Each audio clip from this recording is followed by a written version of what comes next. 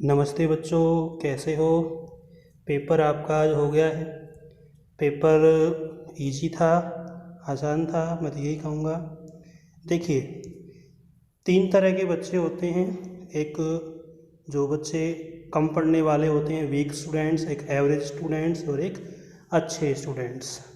ठीक है, तो अच्छे स्टूडेंट्स के लिए ये पेपर अच्छा था, एवरेज वालों के लिए भी अच्छा था, और वीक स्टूडेंट्स के लिए तो पेपर हमेशा ही ख़राब होता है। ठीक है, हमेशा ही टफ होता है। बाकी कुल मिला के बात करें तो पेपर आज का आपका इजी था, अच्छा पेपर आपको गया होगा। चलिए मैं कुछ क्वेश्चंस की बात करता हूँ। पहला क्वेश्चन है, who was the founder of Maurya dynasty. Maurya वंश का संस्थापक कौन था? कौन था? चंद्रगुप्त मौर्य। सेकंड है, अकबर ने इबादत खाने का निर्माण क्यों करवाया? वाई डिड अकबर बिल्ड इबादत खाना? ठीक है, तो अकबर ने धार्मिक विचार विमर्श करने के लिए और दीन ए इलाही की स्थापना करने के लिए इबादत खाने का निर्माण करवाया था। ठीक, for religious discussion and to founded Din i Ilahi Akbar build इबादत खाना। ठीक है, नेक्स्ट क्वेश्चन है, वर्तमान समय में प्रत्यक्ष लोकतंत्र कहाँ पाया जाता है? Where is the direct democracy found at present. तो वर्तमान समय में डायरेक्ट डेमोक्रेसी, प्रत्यक्ष लोकतंत्र, स्विट्जरलैंड के केवल कुछ कैंटन्स में पाया जाता है। ठीक है, a few cantons of Switzerland, Switzerland के कुछ कैंटन्स में पाया जाता है। अगर आपने स्विट्जरलैंड भी लिख दिया है तो भी आंसर सही है। ठीक है, नेक्स्ट है, सन 2011 की जनगणना के अनुसार भारत का सबसे अधिक जनसंख्या वाला राज्य कौन सा है? According to the 2011 census which is the most populated state in India. ठीक है, इसका आंसर है यूपी, उत्तर प्रदेश। फिर है, भारत में राष्ट्रीय आय गणना के प्रथम अनुमान किसने लगाए थे? Who was the first estimator of national income in India? ये है दादा भाई नेरोजी। नेक्स्ट है, भारत में वित्तीय वर्ष की समयावधि क्या है? फाइनेंशियल ईयर का पीरियड क्या है? ठीक है, तो फाइनेंशियल ईयर का पीरियड होता है 1 अप्रैल टू 31 मार्च, 1 अप्रैल से 31 मार्च तक। नेक्स्ट है, नियोजन क्या है? What is planning. ये क्वेश्चन थोड़ा सा आप लोगों के लिए टफ था, उन बच्चों के लिए जिन्होंने कम तैयारी की है या एवरेज तैयारी की है। व्हाट इज प्लानिंग वाला, प्लानिंग क्या होती है, नियोजन क्या होता है, बता रहा हूँ मैं। अ फिक्स प्लान और a process for adopted to determine, evaluate and achieve a target. ठीक, कि एक लक्ष्य को निर्धारित करने, मूल्यांकन करने और उसे प्राप्त करने के लिए अपनाई गई निश्चित योजना या प्रक्रिया नियोजन कहलाती है। फिर नेक्स्ट है, मुद्रास्फीति नियंत्रण का कोई एक मौद्रिक उपाय लिखिए। फिश मॉनेटरी मेजर्स, मौद्रिक उपाय। Write any one monetary measures to control the inflation. ठीक है, तो मौद्रिक उपाय हो जाएगा decrease in overall demand and increase in overall supply. Decrease in overall demand and increase in overall supply. Overall demand में कमी और ओवरऑल सप्लाई में वृद्धि। और भी है मौद्रिक उपाय, आप बुक में चेक कर लीजिएगा आपने क्या लिखा है। ठीक है, आगे देखिए, भारत में गरीबी का कोई एक आर्थिक कारण लिखिए। Right one economic factor of poverty in India. ठीक है, तो इकोनॉमिक फैक्टर क्या है? सोशल एविल्स हैं, सामाजिक प्रथाएं हैं, कुप्रथाएं, या फिर अनएम्प्लॉयमेंट भी है, बेरोजगारी भी। तो ये इसका आर्थिक कारण है, अनएम्प्लॉयमेंट और सोशल एविल्स, सामाजिक कुप्रथाएं और बेरोजगारी। फिर नेक्स्ट क्वेश्चन है, छिपी या प्रचंड बेरोजगारी क्या है? What is the hidden unemployment. ठीक है, हिडन अनएम्प्लॉयमेंट एक ऐसी अनएम्प्लॉयमेंट है जिसमें व्यक्ति काम करता हुआ तो प्रतीत होता है, लेकिन उसके काम का कुल उत्पादन पर कोई प्रभाव नहीं पड़ता। ठीक है, तो hidden unemployment is such an unemployment in which a person seems to be employed but his contribution in total production is negligible और ज़ीरो। ठीक है, कि उसका टोटल प्रोडक्शन में कंट्रीब्यूशन क्या होता है, नेग्लिजिबल या ज़ीरो होता है। तो ये 10 क्वेश्चन हैं।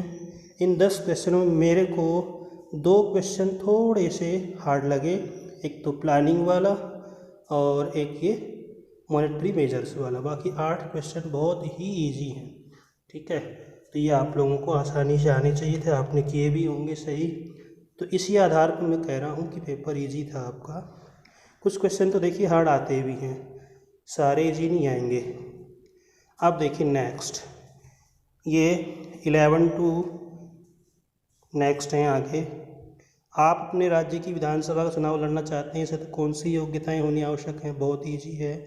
ठीक है, 25 वर्ष होनी चाहिए, एज, भारत का नागरिक होना चाहिए, पागल दिवालिया नहीं होना चाहिए। ठीक है, इस तरह से 4 योग्यताएं आपको लिखनी थी। ठीक है, लाभ के पद पर नहीं होना चाहिए। केंद्र सरकार की द्वारा संचालित की 4 जल परियोजनाओं के नाम लिखिए। मैंने आपको वीडियो में बताया था, 8 चैप्टर पढ़ाया था उसमें भी। ठीक है, कि माँ का चना खा करके मयूर फर्र हो गया। ठीक है, ये तो राज्य सरकार की हैं, और केंद्र सरकार की योजनाएं मैंने आपको ट्रिक के माध्यम से बताई थी। ठीक है, आप देखिए वीडियो में, उसमें हैं ये। व्यापारिक फसलें क्या हैं, कोई 2 व्यापारिक फसलों के नाम लिखिए, बहुत ही आसान है। धात्विक खनिज क्या है, लौह धातु खनिजों के कोई 2 उदाहरण दें, बहुत आसान है ये भी। भारत में सूती वस्त्र उद्योग संकट में, इसके पक्ष में कोई 2 कारण स्पष्ट कीजिए। ये थोड़ा सा डिफ़िकल्ट है, थोड़ा सा इसका लेवल अलग है। राष्ट्रीय जनसंख्या नीति 2000 की संक्षिप्त में व्याख्या कीजिए, बहुत आसान है, किताब के क्वेश्चन आंसर में भी है ये। स्वर्णिम चतुर्भुज महाराज मार्ग, बहुत ही आसान है, ये भी किताब में है। सड़क दुर्घटनाओं की रोकथाम हेतु कुछ 4 उपाय सुझाइए। अब इससे आसान प्रश्न तो और क्या होगा। नेक्स्ट देखिए, आगे बता रहा हूँ मैं आपको अभी। देखिए, स्वच्छ भारत मिशन ग्रामीण क्षेत्रों की स्थिति सुधर रही है, कोई 2 कारण बताइए। ये थोड़ा सा डिफ़िकल्ट है आप लोगों के लिए। गुप्त काल की कोई 4 सांस्कृतिक उपलब्धियाँ, किताब के अंदर है, बहुत ही इजी प्रश्न है। बाबर भारत में किन विजयों के लिए प्रसिद्ध है, इसकी मैंने आपको ट्रिक बता रखी है कि वो खाना खाया, पानी पिया, घर गया, चाय पी और सो गया है। पानीपत का युद्ध, खानवा का युद्ध, घाघरा का युद्ध, चंदेरी का युद्ध, 4 युद्ध हैं, इनके लिए बाबर प्रसिद्ध है भारत में। बहुत ईजी है ये भी। जर्मनी का एकीकरण, ठीक है, ये भी आसान है, आपको आना चाहिए था। लोकतंत्र एक श्रेष्ठ शासन व्यवस्था, इस कथन के पक्ष में आप लोकतंत्र के 2 गुणों का वर्णन कीजिए। बुक के अंदर है, टेक्स्ट बुक के क्वेश्चन में है, आसान है। भारतीय अर्थव्यवस्था की विकासशीलता को दर्शाने वाली कुछ 4 विशेषताओं का वर्णन कीजिए, ये भी बहुत आसान है। भारतीय अर्थव्यवस्था में आर्थिक सुधारों का संक्षेप में वर्णन कीजिए, थोड़ा सा डिफिकल्ट है। वस्तु विनिमय प्रणाली को समझाइए, बहुत आसान है। ठीक है, आपके अनुसार उपभोक्ता के रूप में आपको कौन कौन से विधिक अधिकार प्राप्त हैं, कोई 4 का उल्लेख कीजिए। ठीक है, तो उपभोक्ताओं को देखिए 6 अधिकार प्राप्त हैं, उसमें से किसी 4 का वर्णन करना था, तो आपने कर दिया होगा, बहुत आसान था ये भी। अब लॉन्ग आंसर टाइप क्वेश्चन में आते हैं। मैंने आपको एक वीडियो में बताया था कि लॉन्ग आंसर टाइप क्वेश्चन इसके बाहर बिल्कुल भी नहीं जाएगा, 100% क्वेश्चन इसी में से ही आएंगे, लॉन्ग आंसर टाइप। उस वीडियो को आप देख लीजिए, देख सकते हैं अगर मैं झूठ बोल रहा हूँ तो। ठीक है, सारे क्वेश्चन उसी में से ही आए हैं। सीकर किसान आंदोलन भी उसी में से ही है, ये भी है उसमें, ये राष्ट्रपति कार्यपालिक शक्तियाँ भी हैं उसमें। ठीक है, और देखिए ये भी है, सुप्रीम कोर्ट वाला भी है उसमें। ठीक है, विधान परिषद सब हैं उसमें। उसके बाहर आपका एक भी क्वेश्चन लॉन्ग आंसर टाइप नहीं आया है। अगर आपने पढ़ा है तो बिल्कुल भी आपका गलत नहीं हुआ होगा। ये मैप भरने के लिए मैंने आपको बताया था, हीराकुंड परियोजना, कपास फसल क्षेत्र, बोकारो, विशाखापट्टनम, तुतीकोरिन। ठीक है, तो ये भी कोई बहुत ज़्यादा कठिन नहीं है। इसमें कपास फसल क्षेत्र थोड़ा सा डिफिकल्ट है, बाकी हीराकुंड, बोकारो, विशाखापट्टनम, तुतीकोरिन ये तो आसान है।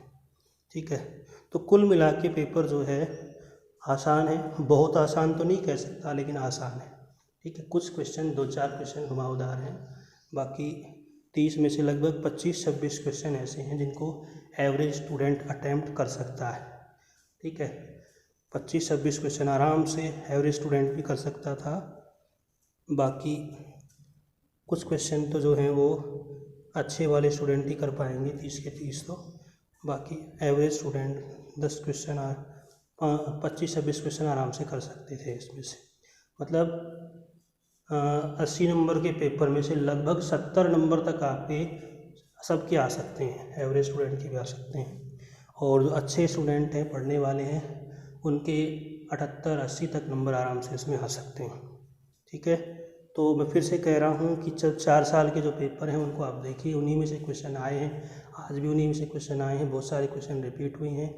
वीडियो को लाइक कीजिए, चैनल को सब्सक्राइब करके बेल आइकन दबा दीजिए। टाइम ज़्यादा नहीं लेना चाहता हूँ आपका। बहुत बहुत धन्यवाद।